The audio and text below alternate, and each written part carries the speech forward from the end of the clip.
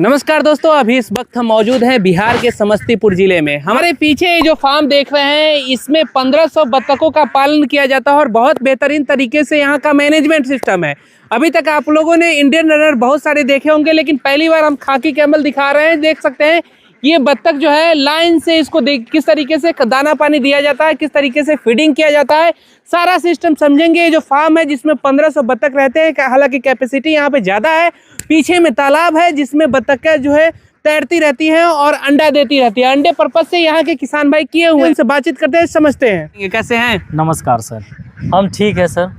अपना पूरा परिचय एक बार हमारे दर्शकों को दे दीजिएगा। मेरा नाम तो दर्शक जानवे करता जानते ही हैं, लेकिन जो नए दर्शक होंगे वो जान पाए। मेरा नाम है जी। जो मेरा 7 साल से बत्तख फार्मिंग चल रहा है। 7 वर्षों से बत्तख पालन के क्षेत्र में है और बहुत बेहतरीन अनुभव रखते हैं। तो हम मुकेश जी से जानेंगे, अभी आपके फार्म पे 1500 बत्तख है, तो एकदम खेतों के बीच, हरियाली के बीचों बीच फार्म लेकर के चले आए। खेत अलग अलग चेंज करते रहते हैं क्या? जी जी, मेरा फार्मिंग जैसे जहाँ का जो कंडीशन है वो कंडीशन से हम चलते हैं सर। अच्छा जी, जैसा कंडीशन वैसा फिर आप काम करेंगे, वैसा काम करते हैं, वैसा काम करते हैं। तो अभी आपके पास कितने बत्तख हैं टोटल? ऐसे अभी खाकी कैमल का मेरा 1500 बर्ड है। हाँ, 1500 बर्ड है जिसमें अंडा प्रोडक्शन अच्छा खासा कर रहा है। जी जी।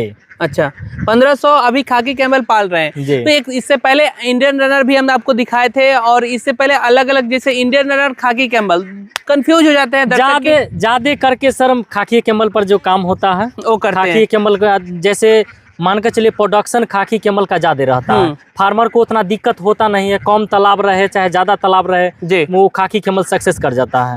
अगर कम तालाब में इंडिया रनर रखा जाए तो इंडिया रनर सक्सेस नहीं करता है सर। इंडियन रनर सक्सेस नहीं करेगा, इसलिए खाकी कैमल का ज्यादा मेरा फार्मिंग हो रहा है। कम से कम तालाब में खाकी कैमल का अच्छा खासा फार्मिंग हो जाता है। अच्छा खासा फार्मिंग हो रहा है। अच्छा, तो एक बात बताइए, जैसे दर्शक तो कंफ्यूज हो जाते हैं, बहुत सारे लोग इस वीडियो को देख रहे हैं, वो लोग कंफ्यूज हो जाते हैं कि भाई अगर हम शुरुआत करें बत्तख पालन, बिजनेस करें अगर बत्तख पालन, तो इसमें खाकी का चुनाव करें या इंडियन का चुनाव करें? देखिए, लाइन में मान के चलिए जो नया फार्मर है उसको समझ में नहीं आता है ऐसे खाकी कैमल पाले कि इंडिया रनर पाले, ये समझ में नहीं आता है। लेकिन नया फार्मिंग के लिए खाकी कैमल बेहतरीन होता है।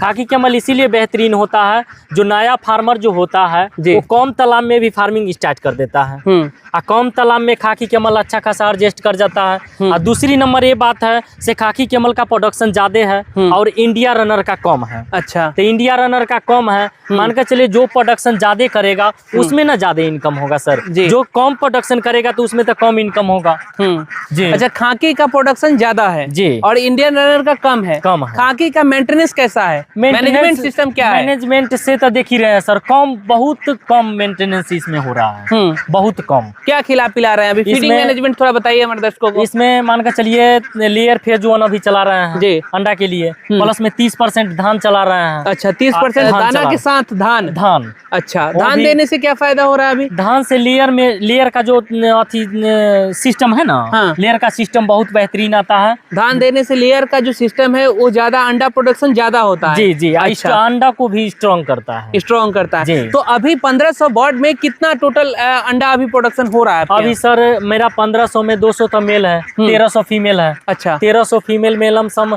1000-1100 अंडा आता है। 1100 के आसपास अंडा अभी आ रहा है आपकी फार्म से? आपकी फार्म से आ रहा है अभी? जी। अच्छा, तो ये फार्म का एरिया कितना है?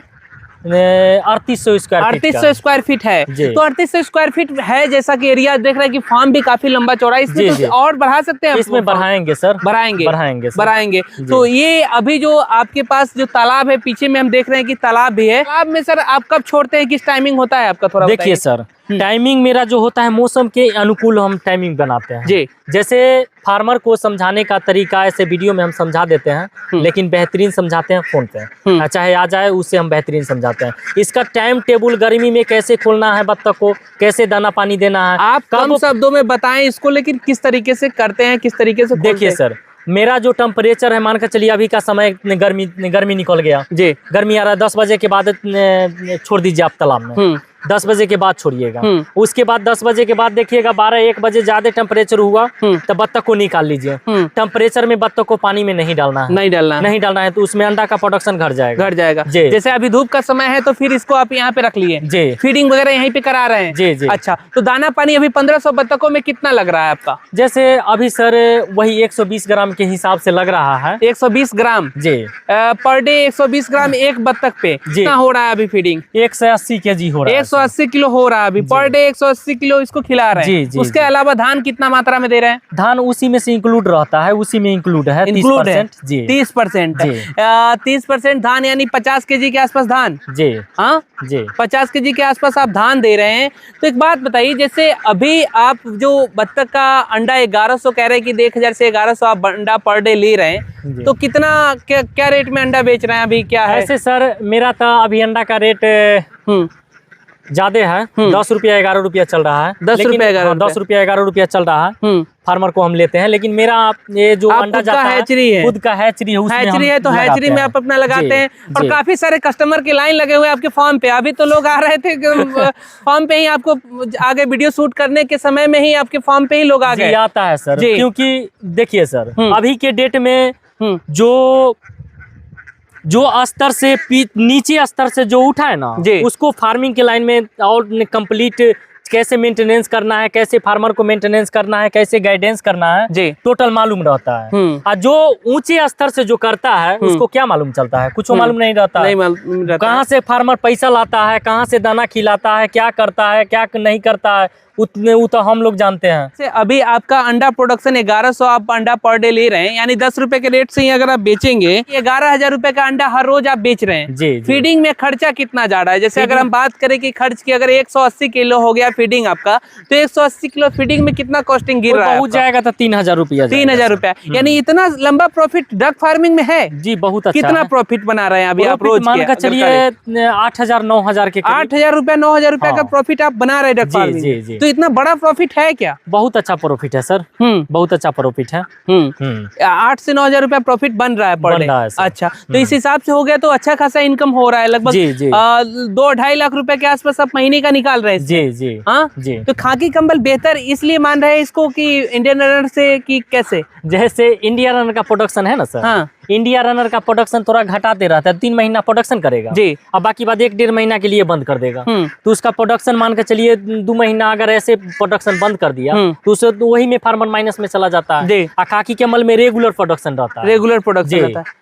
तो कितने दिनों का प्रोडक्शन है इसका? जैसे अंडा देने लगी जब, तो उसके बाद कितने दिनों तक देगी? 3 साल तक ये अंडा प्रोडक्शन। और किस समय में अंडा देना चालू करती है? 4 महीना कुछ रोज में प्रोडक्शन चालू कर 4 महीने में अंडा देना चालू कर देती है। 4-4.5 महीने में ये अंडा देना चालू कर देती है और 3-3.5 साल तक अंडा देती रहती है। जी जी। अच्छा, तो उसके बाद जो बड़ा बर्ड है, इसको खाकी का डिमांड है क्या अलग में? जी जी, मेरा बंगाल जाता है, बंगाल में चला जाता है, बंगाल जाता है, असम जाता है, झारखंड जाता है। तो इसके बीच का जो समय है सर, ये बताइए, जैसे 4 महीने तक अब जो कॉस्टिंग लगाए हम, उसका खर्चा कितना गिरेगा?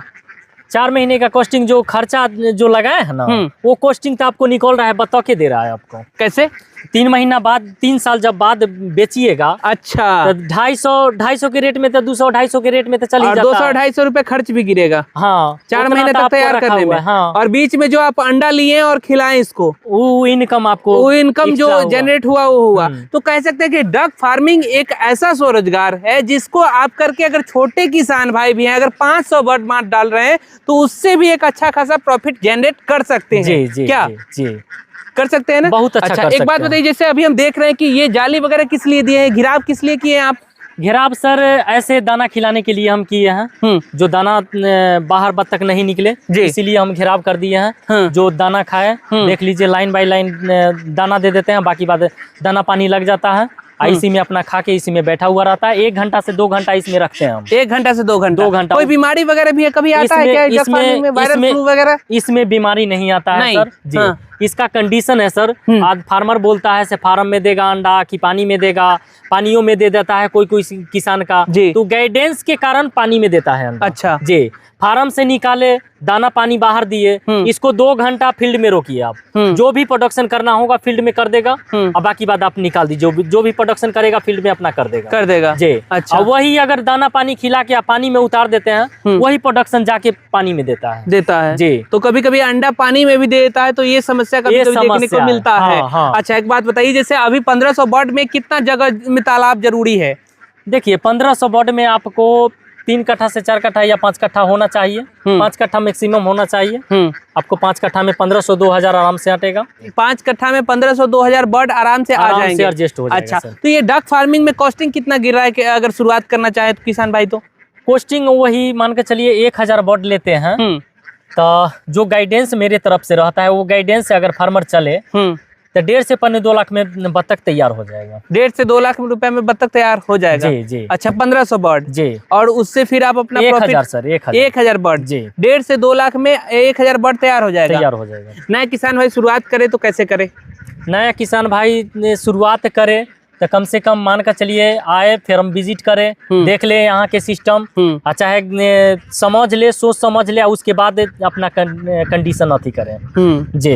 जो लोग भी अगर शुरुआत करना चाहेंगे अगर नया स्तर पे, अच्छा बहुत जगह पे हम देखते हैं कि हरा चारा दे करके अंडा का कलेक्शन कर रहे हैं, तो हरा चारा दे करके अंडा कलेक्शन किया जा सकता है क्या? सर हरा चारा कब पड़ता है? हाँ। जब इसको दाना खिला दिए, ऊपर से हरा चारा आप दे सकते हैं जी। ये चाहिएगा से हम पूरा हरा चारा से अंडा निकाल लें तो ये संभव है ना? असंभव है सर। अच्छा, तो हरा चारा से पूरा आप चाहिएगा तो नहीं निकाल पाएंगे, साथ साथ फीडिंग भी कराते रहिए और कुछ मात्रा में हरा चारा देते रहिए। अच्छा, बीच में जो लाइनिंग आप खिलाने का तरीका बनाए है ये एक अलग तरीके का है, इसमें क्या फायदा हो रहा है इसे बनाने से? इसमें फीड आपका बर्बाद नहीं हो रहा है? फीड आपको एक जरा सा बर्बाद भी नहीं होगा।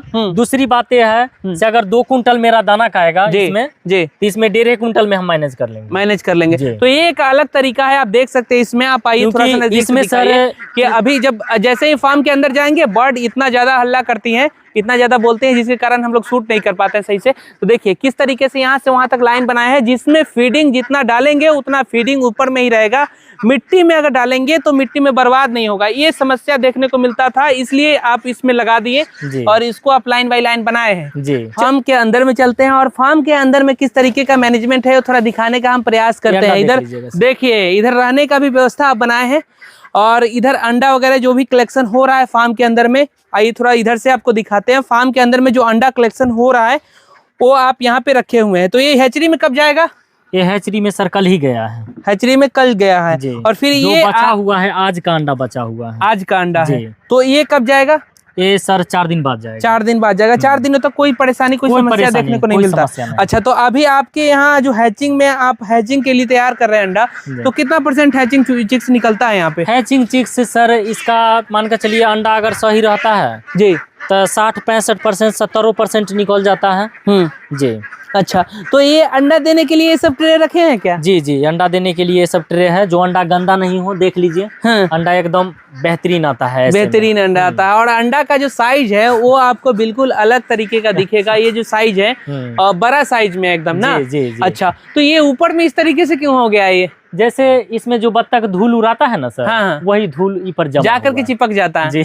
और फार्म में गंदा हो जाता है इस तरीके से। तो साफ सफाई कब कब करते हैं आप लोग? सर इसमें इसी तरीके से रहता है, इसी तरीके से, कोई दिक्कत नहीं है भाई, कहाँ तक मैनेजमेंट करने का कोई जरूरत नहीं है। और सबसे बड़ी बात तो ये है ना कि ये एक ऐसा व्यवसाय है जिसको आप कम खर्च में अच्छा खासा मुनाफा कमा सकते हैं। इसको ज्यादा मैनेजमेंट करने की जरूरत नहीं है, एक आदमी है जो सारा संभाल सकता है, नौकरी भी कर सकते हैं, काम भी कर सकते हैं, और ये भी कर सकते हैं, बिल्कुल। तो देखिए पीछे यहाँ से वहां तक फार्म है और सर इसमें तो हमको लगता है कि बहुत सारे बत्तख आ जाएंगे इसमें सर 7000 बच्चा आएगा, 7000 बर्ड आ जाएंगे इसमें। तो और इसको धीरे धीरे आप बढ़ा सकते हैं चाहे तो क्या। चलिए सर, बहुत बहुत शुक्रिया, बहुत अच्छे तरीके से और कंटिन्यू आप काम करते रहते हैं किसान भाइयों के लिए, इसके लिए धन्यवाद।